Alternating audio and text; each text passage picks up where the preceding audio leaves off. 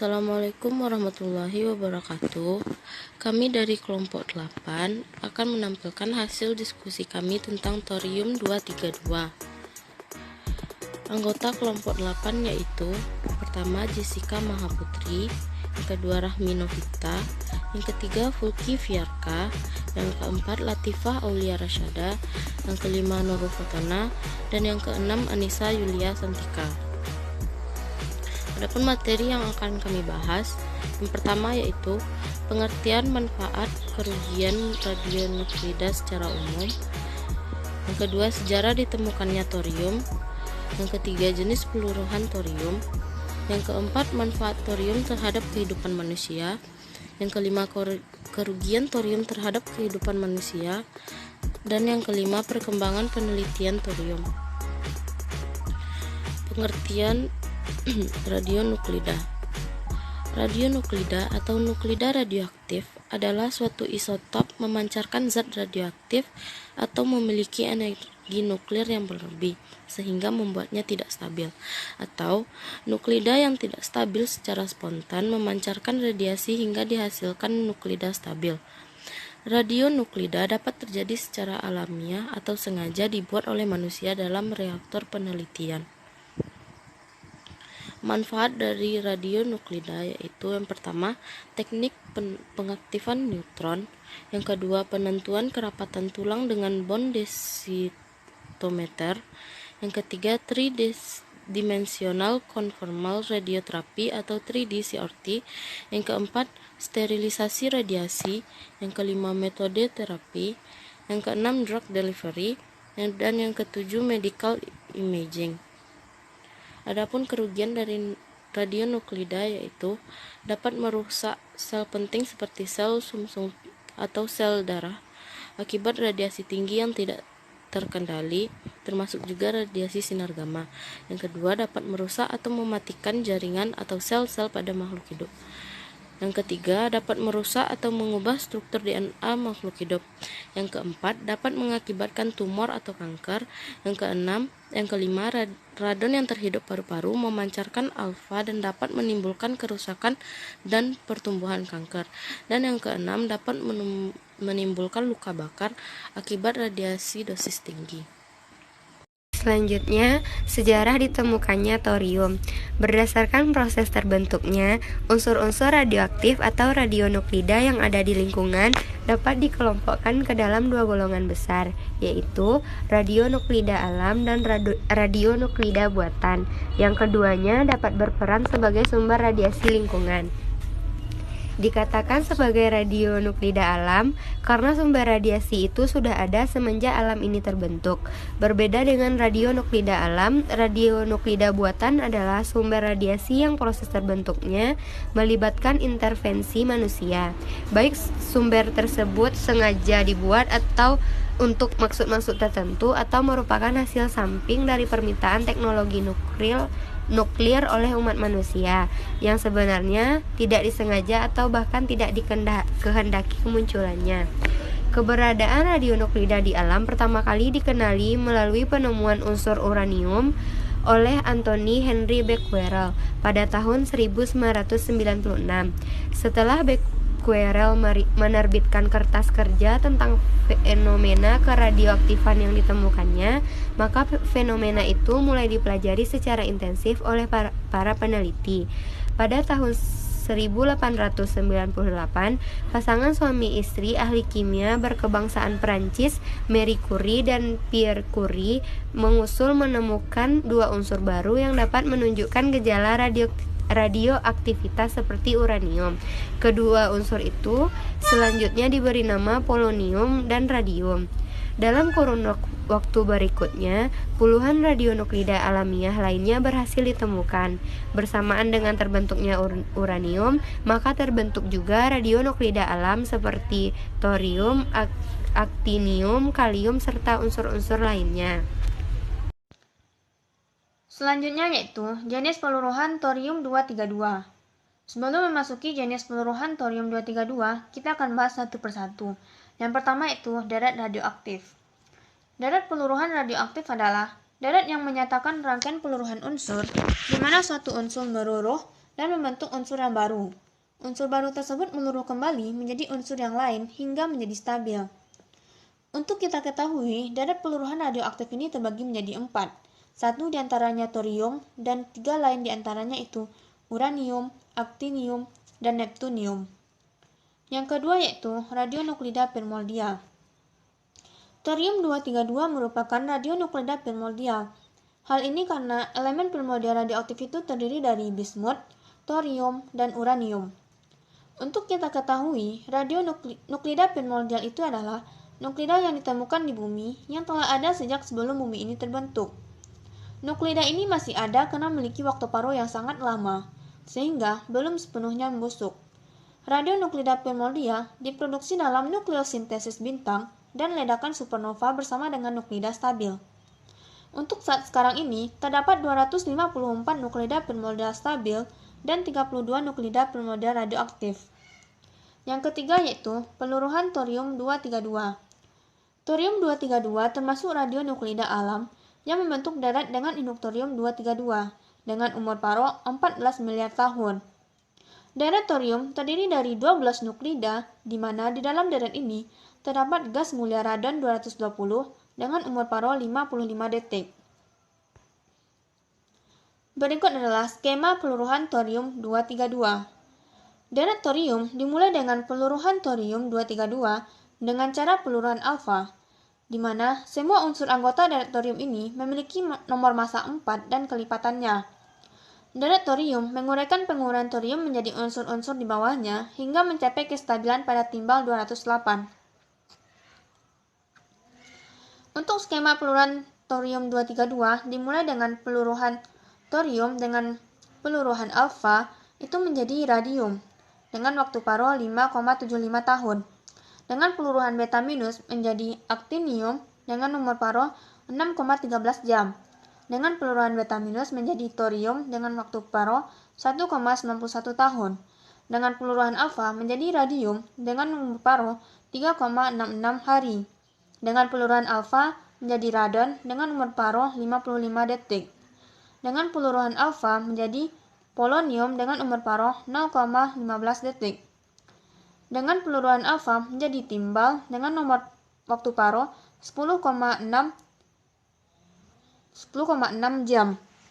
Dengan peluruhan beta minus itu menjadi bismut dengan umur paruh 60,6 menit, dan pada bismut ini terbagi menjadi dua. Dengan peluruhan alfa itu dapat menjadi thallium dengan umur paruh 3,07 menit. Dengan peluruhan beta minus dapat menjadi polonium dengan waktu paruh 3,05 kali 10⁻⁷ detik. Dan untuk mencapai kestabilan timbal 208 itu dari thallium bisa meluruh dengan partikel beta minus menjadi timbal 208, dan dengan polonium itu dapat meluruh dengan partikel alfa menjadi timbal 208. Manfaat thorium terhadap kehidupan manusia. Yang pertama, kemungkinan yang menarik untuk masa depan adalah sebagai bahan bakar reaktor nuklir dengan menggunakan thorium. Dikarenakan tidak hanya thorium lebih berlimpah di bumi daripada uranium, tetapi juga karena 1 ton thorium yang ditambang dapat menghasilkan energi sebanyak 200 ton uranium yang ditambang. Kemudian yang kedua, thorium dioksida digunakan dalam mantel gas Wells Bank pada abad ke-19 dan saat ini mantel ini masih dapat ditemukan di lentera berkemah. Titik leleh thorium dioksida yang sangat tinggi memastikannya untuk tetap kokoh, bersinar dengan cahaya putih terang yang intens pada suhu gas pembakaran lentera.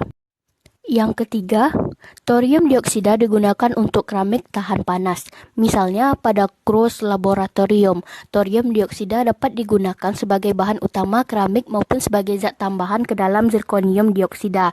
Paduan 90% platina dan 10% thorium adalah katalis yang sangat efektif dalam pengoksidasian amonia menjadi berbagai senyawa oksida nitrogen lainnya.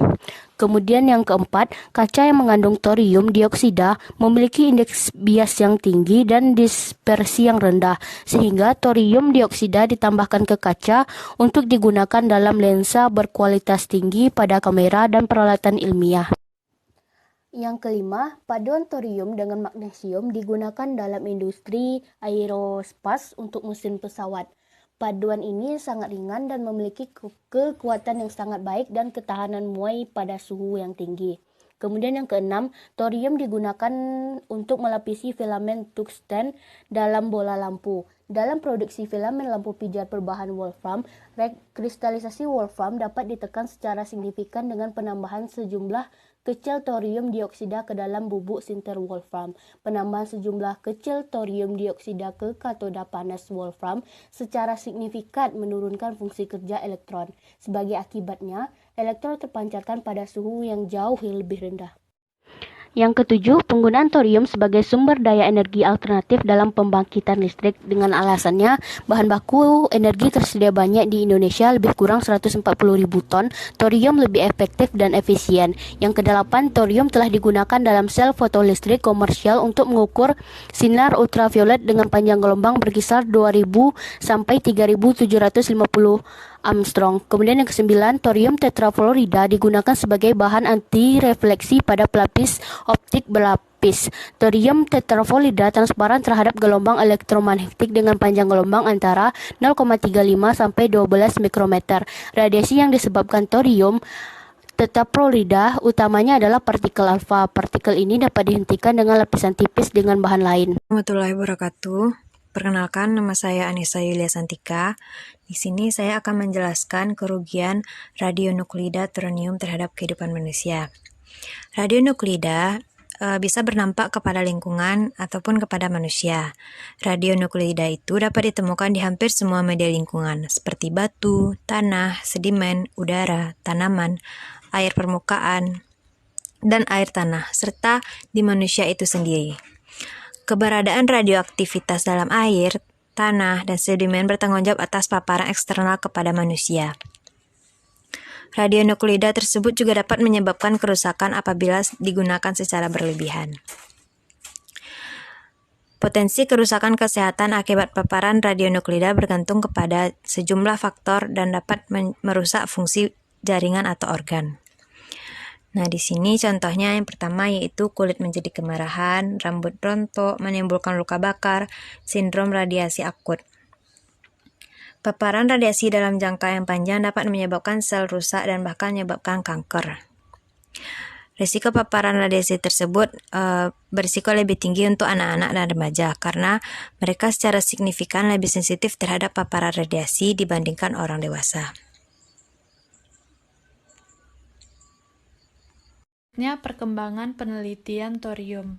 Dari jurnal kajian korelasi dari konsentrasi thorium 232 dengan uranium 238 dalam sedimen laut di Semenanjung Muria yang diteliti dan disusun oleh Sukirno, Rosidi, Agus Taftazani di Pusat Teknologi Akselerator dan Proses Bahan Batan didapat hasil yaitu radionuklida thorium 232 memiliki tenaga 311,8, probabilitasnya dalam persen 33,70, nuklida yang diperhatikan yaitu PA233. Penentuan secara kuantitatif dan hasil kuantitatif radionuklida thorium 232 alam yang terdapat dalam sedimen laut di Semenanjung Muria disajikan pada tabel di atas dan dapat juga dilihat pada histogram perbandingan konsentrasi uranium dan thorium terukur berbagai tempat sampling yang ada pada slide berikutnya. Pada tabel maupun histogram terlihat bahwa konsentrasi thorium 232 lebih besar atau lebih dominan daripada uranium 238. Akan tetapi mempunyai konsentrasi yang berbeda walaupun tidak mencolok. Uranium 238 dan thorium 232 yang terdeteksi merupakan uranium dan thorium alam yang sejak terbentuknya tanah tersebut sudah ada. Ini dia histogram perbandingan thorium 232 dengan uranium 238. Untuk berbagai lokasi sampling dapat dilihat pada tabel. Dari tabel tersebut diketahui bahwa nilai thorium 232 atau uranium 238 terbesar terdapat pada sedimen laut Tanjung Jati daerah PLTU dengan perbandingan nilai 1,83. Nilai thorium 232 uranium 238 yang semakin besar mempunyai arti bahwa pengaruh thorium 232 dalam sedimen lebih dominan dibandingkan uranium 232. Nilai thorium 232 uranium 238 terkecil adalah 1,21 terdapat di sedimen laut Lembahang. Hal ini menunjukkan bahwa konsentrasi uranium 238 akan mendekati konsentrasi thorium 232 pada daerah tersebut. Kesimpulan yang didapat pada jurnal yang telah kita bahas tadi yaitu yang pertama, thorium ditentukan melalui anak luruhnya yaitu Np239 dan Pa233 dan konsentrasi thorium berkisar antara 0,575 sampai 0,924 mg per kilogram. Yang kedua, adanya korelasi positif antara kenaikan konsentrasi radionuklida thorium 232 dalam sedimen akan menaikkan juga konsentrasi radionuklida uranium 238. Korelasi thorium 232 dengan uranium 238 dalam sedimen berbagai lokasi memberikan nilai thorium 232 uranium 238 tertinggi 1,83 pada sedimen di daerah Tanjung Jati B PLTU dengan persamaan thorium sama dengan minus 0,098 plus 2,205 U dengan koefisien korelasi R sama dengan 0,81 dan nilai thorium 232 uranium 238 terendah yaitu 1,21 pada sedimen di daerah Lembahang dengan persamaan thorium sama dengan 1,392 sampai 1,726 U dengan koefisien korelasi R sama dengan 0,87. Korelasi thorium dan uranium di 5 observasi atau lokasi sampling terbesar 0,438 membuktikan bahwa hubungan radionuklida adalah hubungan tidak erat.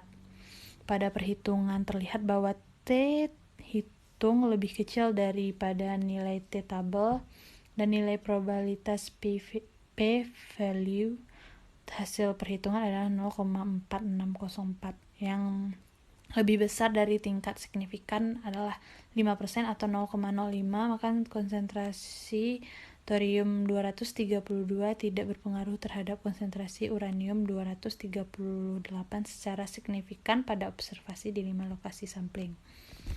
Sekian dari kelompok kami, mohon maaf jika ada kesalahan. Terima kasih atas perhatiannya. Assalamualaikum warahmatullahi wabarakatuh.